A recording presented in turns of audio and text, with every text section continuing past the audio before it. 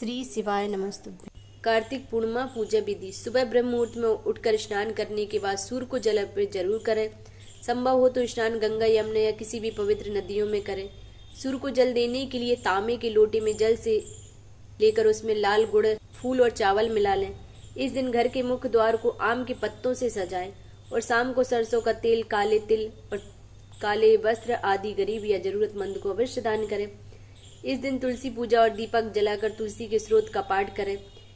इसके बाद 1, 3, 5, 7 या 11 बार परिक्रमा जरूर करें। इसके बाद भगवान शिव के साथ ही भगवान विष्णु की पूजा करें और व्रत पालन करें।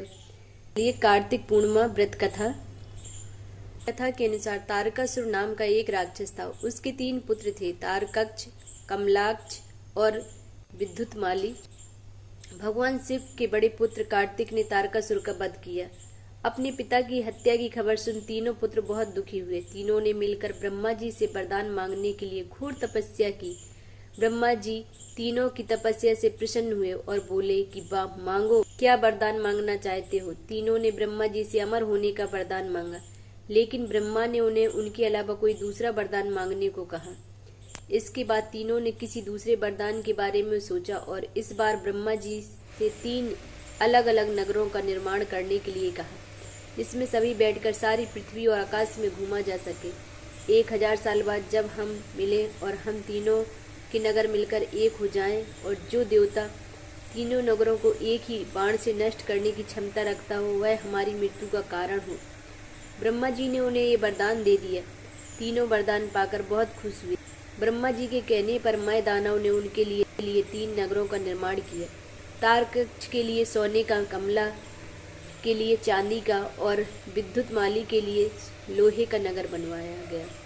तीनों ने मिलकर तीनों लोकों पर अपना अधिकार जमा लिया। इंद्र देवता इन तीनों राक्षसों से भयभीत हुए और भगवान शंकर की शरण में गए। इंद्र की बात सुन भगवान शिव ने इन दानवों का नाश करने के लिए एक दिव्य रथ का निर्माण किया। इस दिव्य रथ की हर एक चीज देवताओं से बनी। चंद्रमा और सूर्य से पहिए बने। इंद्र, वरुण, यम और कुबेर रथ के 4 घोड़े बने। हिमालय धनुष बने और शेषनाग प्रत्यंचा बने। भगवान शिव खुद बाण बने और बाण की नोक बने अग्निदेव। इस दिव्य रथ पर सवार हुए खुद भगवान शिव। 9 से बने इस रथ और तीनों भाइयों के बीच भयंकर युद्ध हुआ।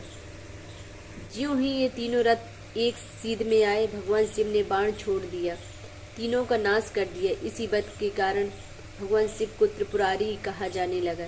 यह वध कार्तिक मास की पूर्णिमा को हुआ, इसलिए इस दिन को त्रिपुरारी पूर्णिमा नाम से भी जाना जाता। तो इस तरह से ये कार्तिक पूर्णिमा की कथा समाप्त हुई। इस तरह की कथाएं सुनने के लिए वीडियो को लाइक और शेयर करें, चैनल को सब्सक्राइब करें और कमेंट्स में लिखें हर हर महादेव।